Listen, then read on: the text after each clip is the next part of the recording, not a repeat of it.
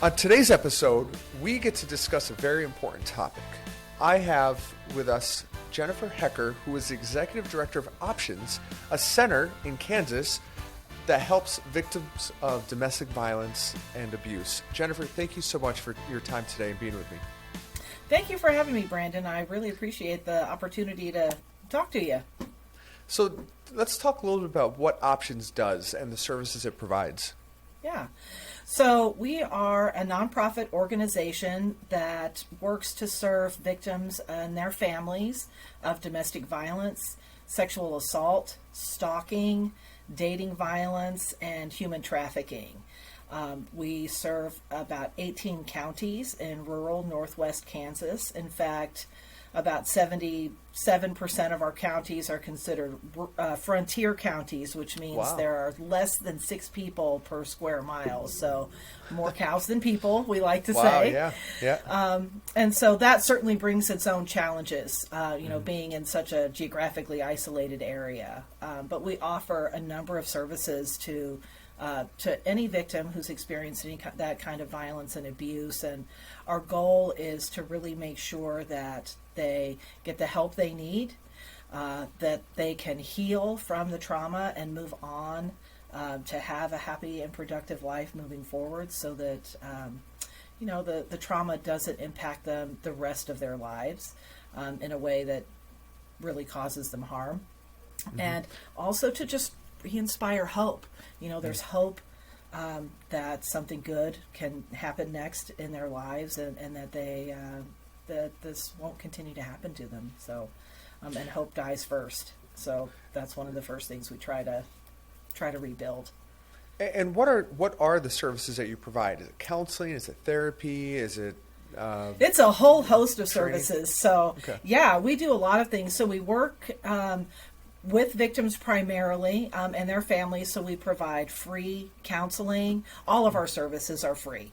All of our services are confidential, which means that we don't ever report to law enforcement, any family members, anyone else without the survivors express permission to do so.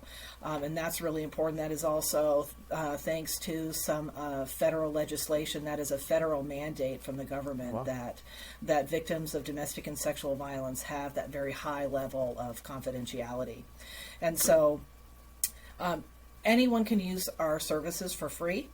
We have our 24-hour helpline that 24 hours a day, 7 days a week. If you're experiencing a crisis of any kind, you can contact our helpline and talk to an advocate live in the moment. We also have a texting feature, a texting app, so that you can, if you're not able to speak freely, you can still text through that texting hotline. We're the first domestic and sexual violence program in the state of Kansas to offer a 24-hour texting and web chat feature.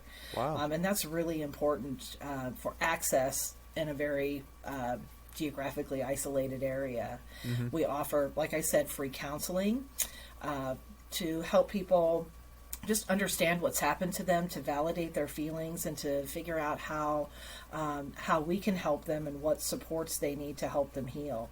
We have a 24-hour safe shelter in an undisclosed location in the county where we provide services, and that's also 24/7.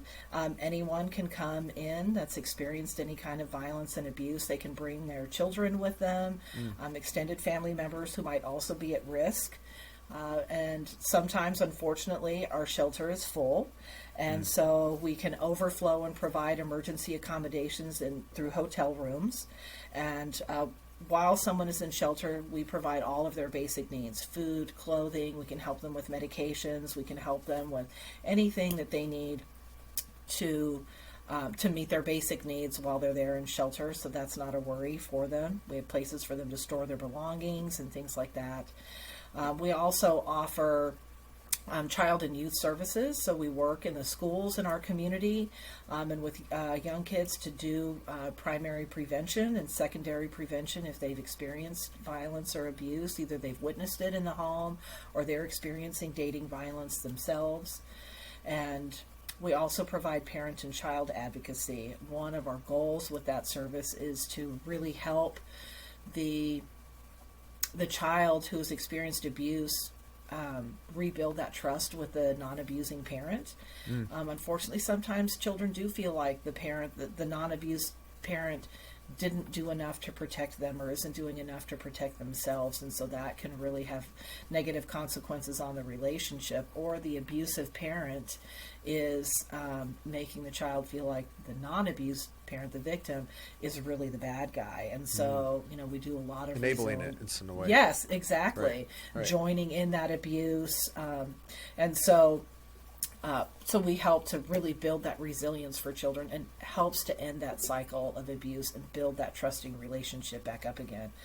Because, family relationships are important. What would we do without, parents and those people that love us being in our corner when we're young and when we need them. So absolutely. We provide law enforcement advocacy, medical advocacy, court advocacy. It's a pretty long list. The full gamut, really. Anything that's needed to support it. Yeah.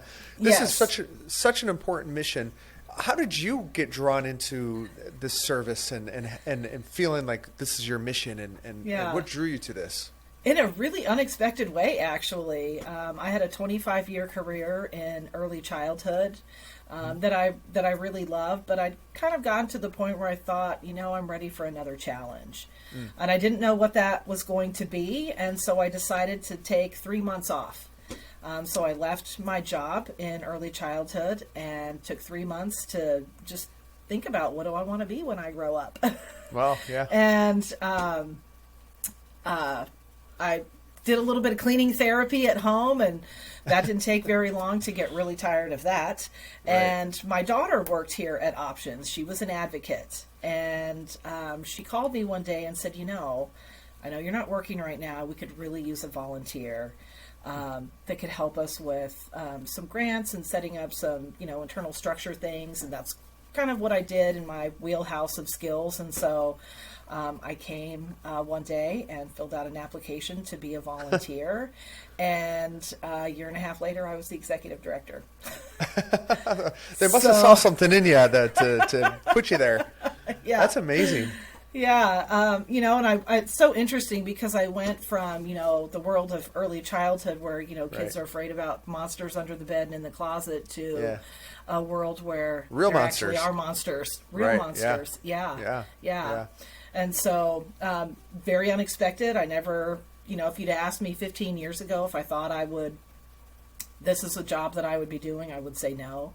But domestic violence and sexual assault has impacted people in my family and my loved ones. I've seen the devastating effects, not being believed, not knowing where to go to get help, not getting the help that they needed, the family struggling to, what do we do? What do we say? How do we help them? How do we unpack our own feelings and deal with those while we're also trying to support this person we love, all while we're doing this blindfolded and have no guidance at all? And I thought, I can do something for that. I can do something about that. That's so what were some of the? That's fantastic. As you got into this this position and involved with this more, what were some of the biggest challenges you faced that you were like, oh my gosh, we've got to fix this?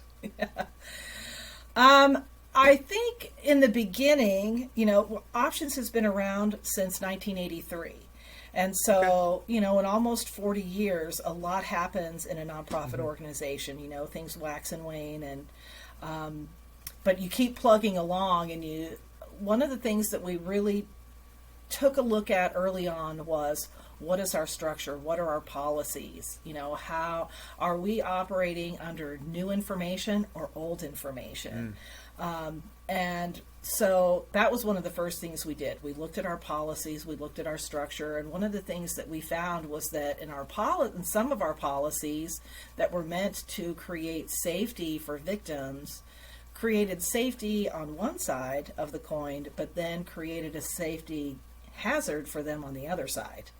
For example, at our shelters and undisclosed location. And so at the time, it had been the practice for many years and is very common across a lot of domestic violence programs that any kind of public transportation, anything like that, can't happen in front of your building.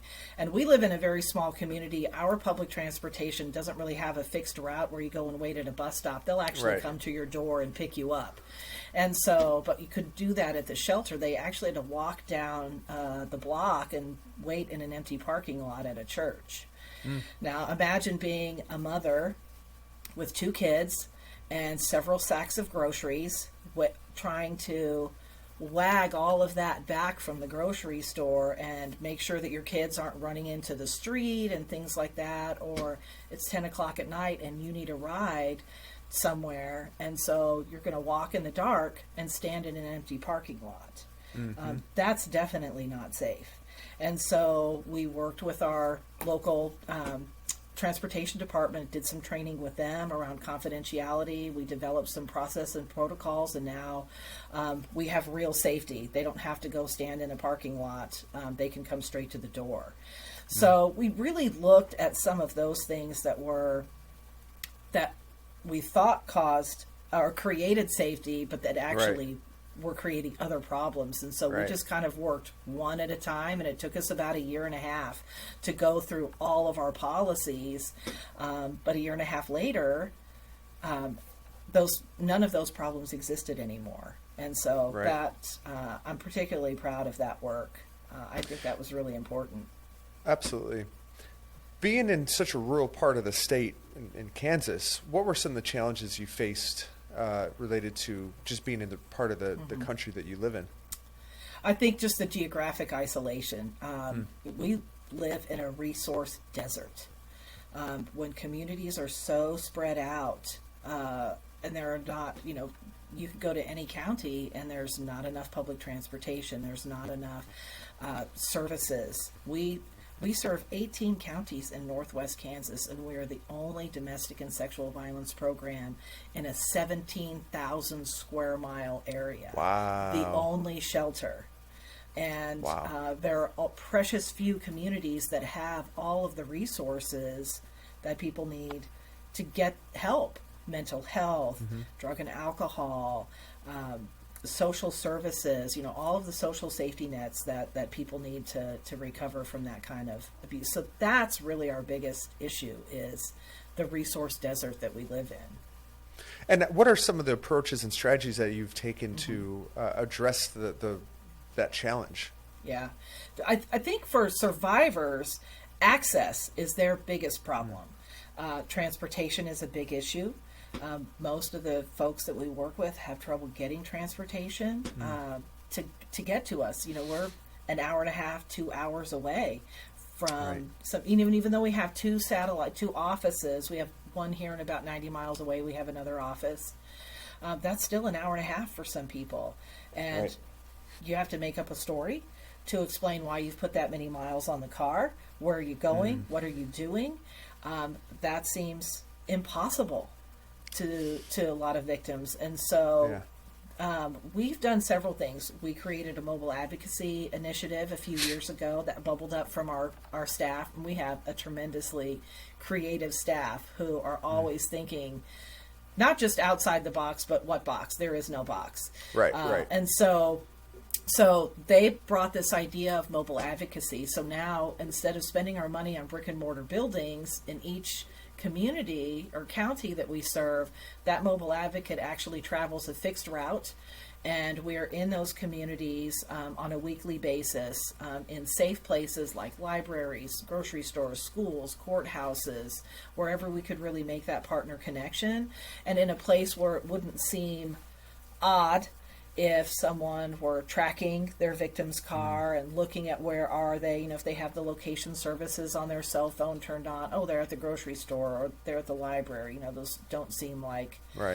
like alarming places where they might go and report something. So that has really helped. And then we've also added additional access through our texting services. That's a pretty new service. So you can reach out anywhere and any way. And then Doxy.me was one of our newest ones. And so we have you're probably going to ask me a couple of questions about that. And so, but we have some really cool courtroom or courthouse services that we're going to be using with our Doxy.me platform. So we're pretty excited about that too. So, I'm curious about that. How does it actually work? Do you have like a station that patients can go to, or not patients, I guess they're individuals, victims, clients, okay, that they go to, and then they're able to get access to services, to therapists, counselors? Yeah. So for the last few years, we've been tracking the number of protection orders, protection from abuse, and protection from stalking orders in each of the counties that we serve. And one of the things that we found was that the numbers of people coming to get those were high, but the number of people accessing our services to get help to fill them out was very low. And again, it's about access. When you live an hour and a half away, somebody doesn't want to wait. They don't have the time or the ability to wait an hour and a half for an advocate to come up there and help them go through all of the paperwork to fill out a protection order. So we wrote a grant to purchase some laptops, and we are going to be putting a laptop in each county, each of the 18 county courthouses that we serve, and working with the court clerks. So we're going to give them some training, and then they will be able to provide that laptop to anyone who's filling out a protection order that has experienced domestic or sexual violence, stalking. And so they can just open it up. The county clerk will push a button, and there's our virtual advocate right there. And so we'll be able to walk them through that process. Which is great, because we were doing that over the phone, and when courthouses closed during COVID, we were, we would get panicked phone calls from victims saying, "I could fill out the paper. There's nobody here to tell me how to fill out the paperwork, and I don't know what to do." And so, you can do that over the phone, but you can't see body language over the phone. And so communication is going to be so much easier. We'll be able to read kind of what's happening with that survivor, that victim, because we'll be able to see them face to face. They'll make a connection. So we're really excited about launching that in the next couple of weeks, actually. Oh, that's awesome. I'm so honored that Doxy.me is being used to help individuals like this. And so this is what motivates us, really. Now, do you also use telemedicine to meet with individuals directly in their homes? Yes. So sometimes, even though maybe you do have transportation, but you're sick or you're quarantined, during COVID, or, that was an issue with quarantining. That's when we started using the Doxy.me platform. We sort of liberated that idea from some of our other sister organizations who were trying it out. And so we waited a few months to see how it worked. And then we had them give us a lesson on how to make it work and how they set theirs up. And so it was really nice to see how a couple other domestic violence organizations did the same thing. So, or maybe you don't have childcare, if you're, and it's not appropriate for the kids to hear what's being said. They can go in the room and play. They can go outside while the survivor, the victim, is talking with their advocate virtually. And so no matter what's going on, there's always a way that you can access those services when you can't walk in the front door. And more often than not, they can't walk in the door. Right. I mean, rural and geographic barriers are one thing, but then you also add COVID to that, and people have to socially distance. And then, and oftentimes when there's abuse, and there's often PTSD or other issues, that social anxiety that limits accessibility, where something like this, it increases access to care that otherwise wouldn't receive. How have the clients and your advocates received, or what has been their response as you've implemented this type of remote services? So far, very good. I think it's one of those things, when we started talking about technology, we've had this conversation for a long time. And, COVID, and we've always talked ourselves out of it because it's better to provide them in person. So, and we had this idea, like we were stuck with this, that's the best way to do it. So why would we do anything else? And we really talked ourselves out of it. And then COVID came along and slapped everybody in the face and said, hold on now. No Think pun outside intended, by the way. way. Yeah. It's very interesting how violent our language is. Language. Yes. And so that irony is definitely not lost on me. Yeah. So we knew that once the stay-at-home orders came down the pike, that we could not close our doors like other programs were. We actually knew we had to have the opposite. Because people were going to be hurt, people were going to die. And so instead of making ourselves smaller and our world smaller, we flung our doors open even bigger. And that really, I think, was the impetus for saying, okay, let's dust off these old ideas, the things we've talked ourselves out of, and let's really think about access. We thought, and we wanted to build them in a way that once we introduced them, we could sustain them, because there's nothing more frustrating for a victim or a survivor to have a service and then not be able to have access to that service. And we knew that just because there's a pandemic doesn't mean that's the only thing that's keeping people from coming in the door. There are all these other factors. Lack of transportation, not being able to find a way to get, being too far away or taking too much time, not having sometimes the confidence. We hear stories about survivors that drive by the building and don't have the courage to get out of the car. So they go, okay, I'll try that another day. But this is a softer way that someone might be able to get help without having the exposure of coming in. Because, boy, walking in our door, you feel, even though there are not a lot of eyes around you, you feel like they are. Yeah. And somebody's that watching. Can keep people. Yes. Yeah. So, where by video it's more private. I know nobody else is watching. I can do this, and I get that. That's right. I can say what I want. I can be myself, and meeting people where they are is always our goal. Wherever you are, however things are happening, we can meet you where you are. Right. Which is what they need to hear. Not our doors are shut because we can't see you in person.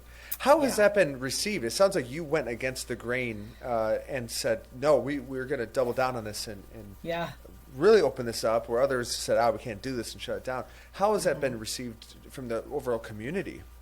Oh, very well, very well. It's taking, because we are so geographically isolated, and the towns are small, word spreads slower in rural communities. And so that's been our I call myself an impatient optimist. I know that things will change, but I am not good at being patient. And so that's probably the hardest part. It just made everybody itchy that it wasn't happening as fast as we wanted it to. But once the word started to roll, then now we're catching in the fire. And so we're really starting to see, it's taken about 6 or 8 months for it to really get big. And I think in the beginning, we were so excited about it that we're like, oh, this is going to blow up overnight. And it didn't. And that's okay. It didn't mean that we did it wrong. It didn't mean that it wasn't working. We just had to really think about, why isn't it working as quickly as we want it to? Okay, let's just do some more. And, social media, and just getting out and, having our mobile advocate out in those communities talking about it and sharing that information, and all the different, we've got some TV commercials we're doing now about our mobile advocacy. And so we're really trying every possible avenue to get the word out.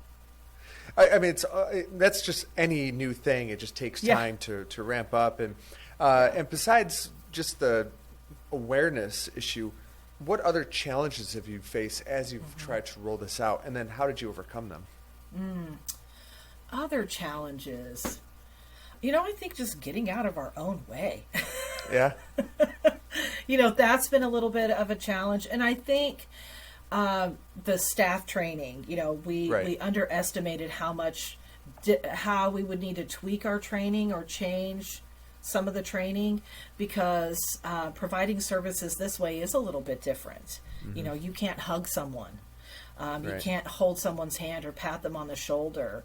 And so how do we convey empathy and compassion when you're when your natural inclination is to do this. Right.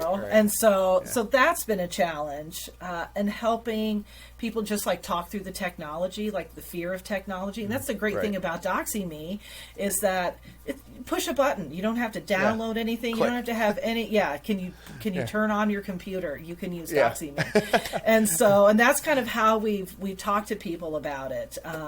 And so that has really helped kind of change that course too. Once we realized that some of the fear was fear of technology and not knowing, I don't have the right computer, or I don't have the, great internet or whatever, it works, and it works really well, and it's seamless. And we're just rolling it out. So we're still kind of getting some of that initial feedback. And I think once our pilot project with Doxy.me in the courthouses is going, then I think we're really going to start to see even more change happen that way too. So.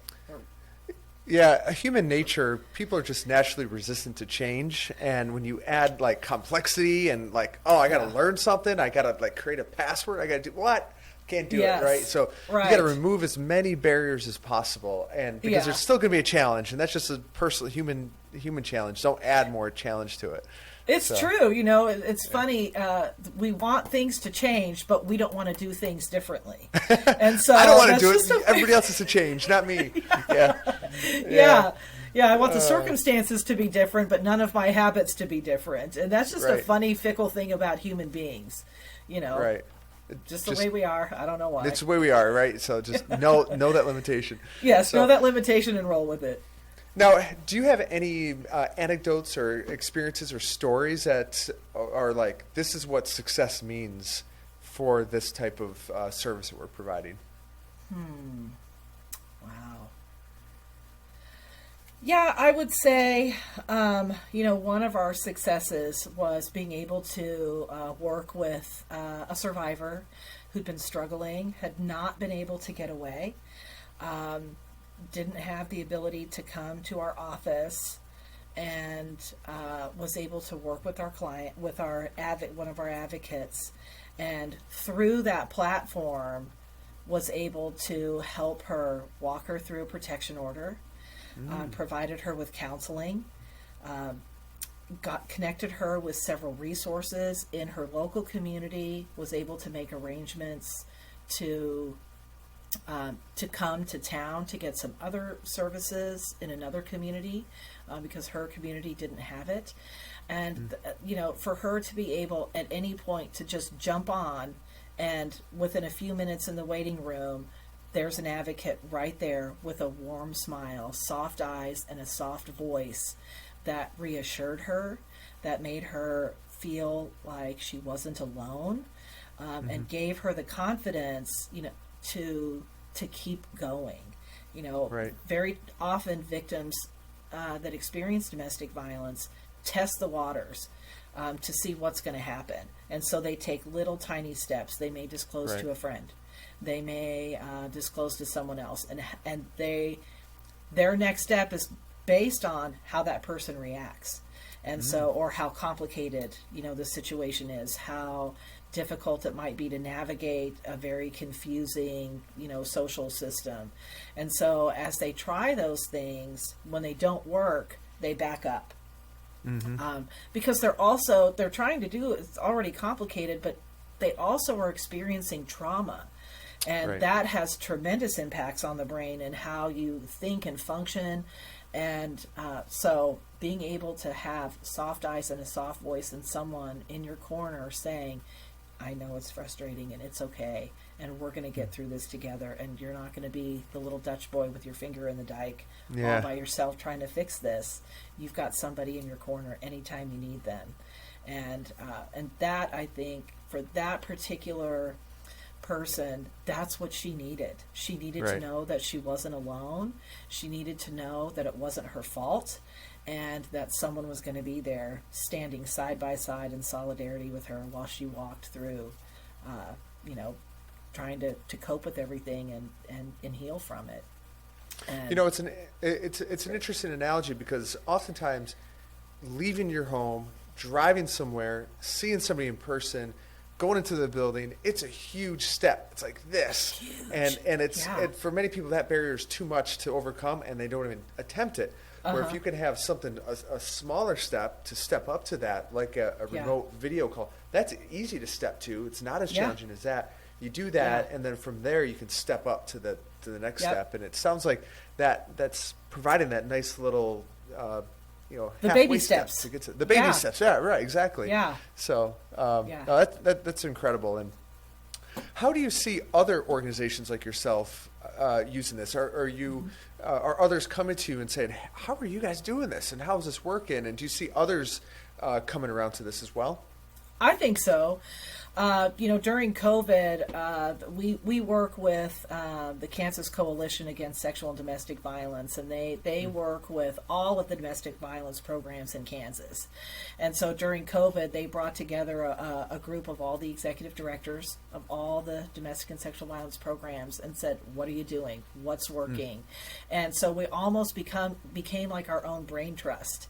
And there were a few organizations, like I said earlier, that had already explored Doxy.me. And so, each week we'd get an update on how it was going and how they were customizing it and how their clients and the survivors that they were working with were responding to it. How were their staff responding to it? And that really helped us. So we got to learn a lot of lessons before we made some of those mistakes. So so that helped us launch it faster. We didn't have some of the early frustrations that sometimes the pioneers have, like, was Thomas Edison said he discovered 700 and some ways to not make a light bulb, Exactly. And so we didn't have some of those pains because others had gone before us. And, and so as we started using it, then we were able to share our experiences with other executive directors as well. And so, we call each other on the phone and say, okay, how did you make this work? Or, what was your experience with this? And what's working in your area? So that's been, I think, the most helpful.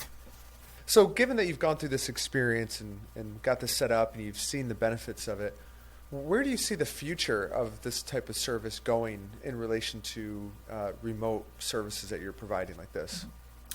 I think it opens the door for even more opportunity. And I think that sometimes our own self-imposed barriers, that won't work or people won't respond to that.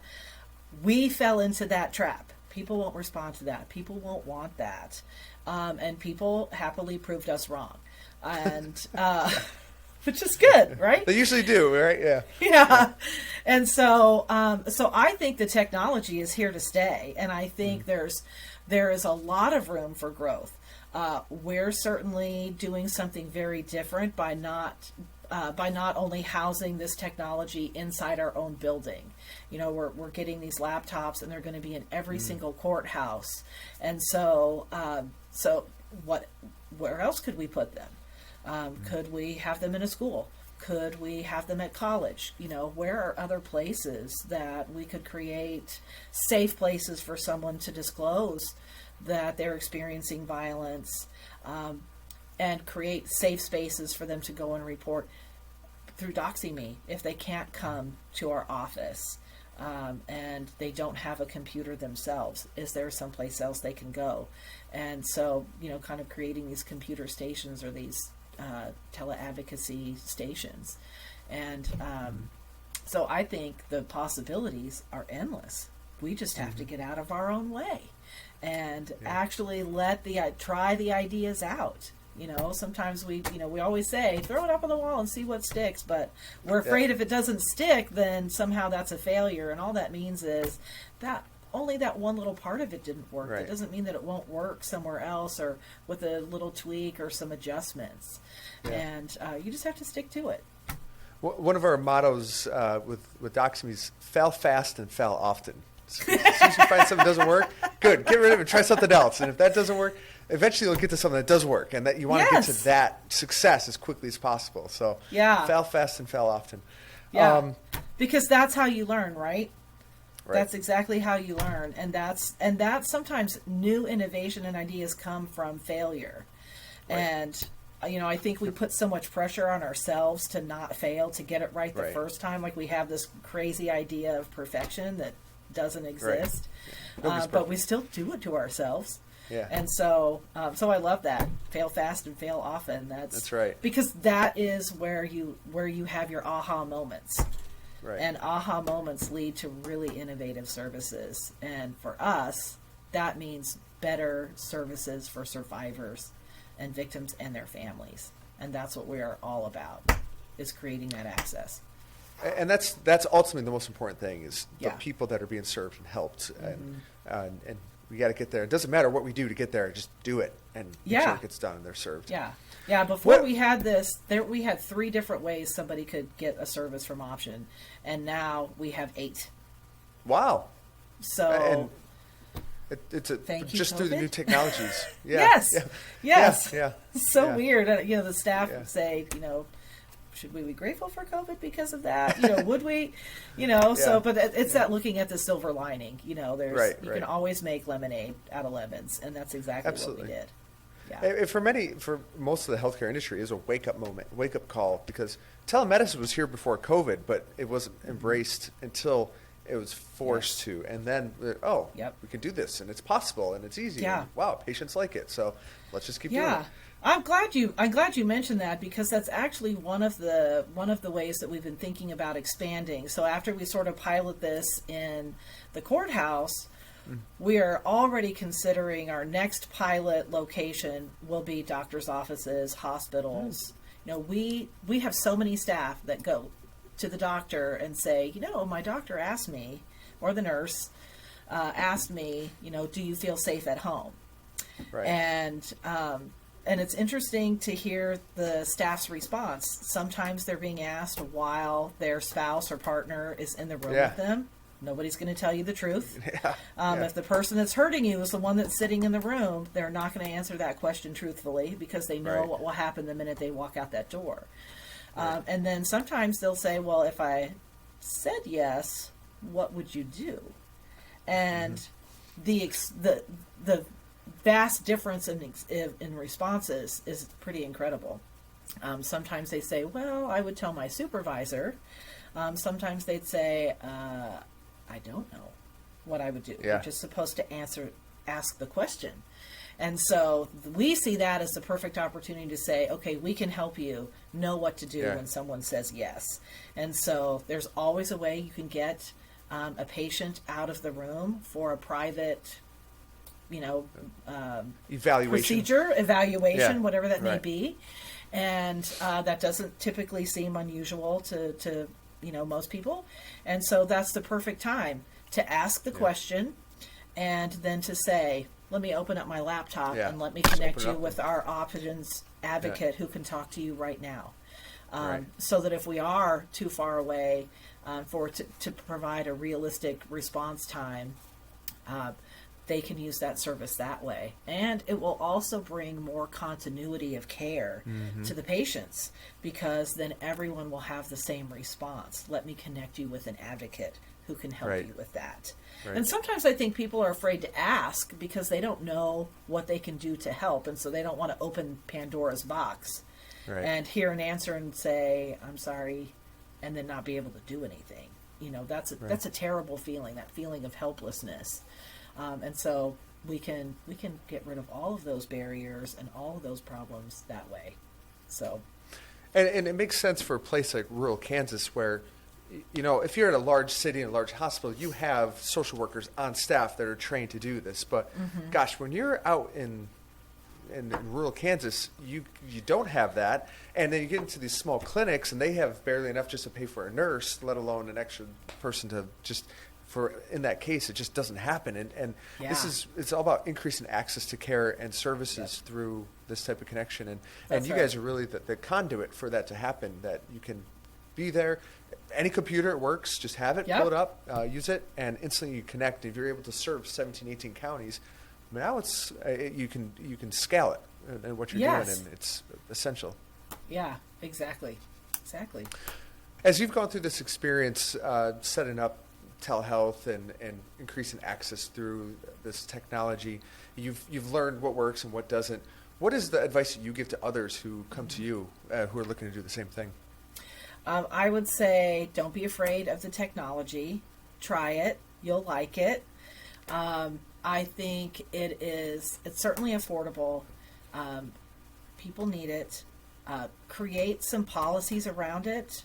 Create some training around it for your staff before you launch it, so that you're not training while you're sort of figuring out, we didn't think about that kind of response, or, what happens if, the dog jumps in your lap or something. So, so think about some of those things first. Plan it out, launch. We think also about how you're going to spread the word, and how people will be able to access your telemedicine. In the beginning, we didn't. It's like I should have had a V8 moment. We didn't think about putting it on our website, like the link. We were just giving it out. And it came up in a staff meeting, and we were talking about it, and we all just went, how did we not think about putting the direct link on the website? Yeah. So put it on your website. So think about, put it on your social media pages, your Twitter account, Facebook, Instagram, all those, anywhere that people would come to find out or contact you.